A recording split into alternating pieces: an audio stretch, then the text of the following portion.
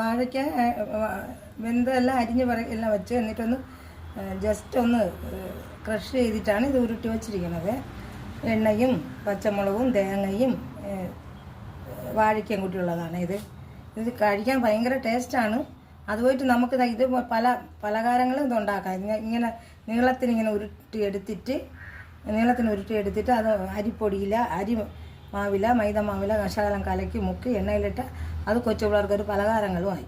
അപ്പോൾ ഞാൻ ഇത് കഴിക്കട്ടെ. നല്ല ടേസ്റ്റാണ് മക്കളെ. നിങ്ങളെല്ലാവരും ഇതുപോലെ ഇങ്ങനെ വാഴയ്ക്കകൾ കളയാതെ വീട്ടിലൊക്കെ ഇങ്ങനെ ഉണ്ടെങ്കിൽ ഇതിനെ കുക്കറിൽ വേവിച്ചെടുത്ത് ഇങ്ങനെ എടുത്ത് കഴിച്ച് നോക്കണം, കഴിച്ച് നോക്കണം കേട്ടോ. വേറെ ഒരു ചിലവും ഇല്ല. കുറച്ച് തേങ്ങയും ഒരു പച്ചമുളകും എരിവിനും, ഇനി വേണ്ടെങ്കിൽ അതും വേണ്ട, വെളിച്ചെണ്ണ ഇത്രയും മാത്രമേ വേണ്ടി. ഞാൻ കഴിക്കേണേ. നല്ല ടേസ്റ്റാണ്. എല്ലാവരും ഉണ്ടാക്കി നോക്കി കഴിക്കണം. എന്നിട്ട്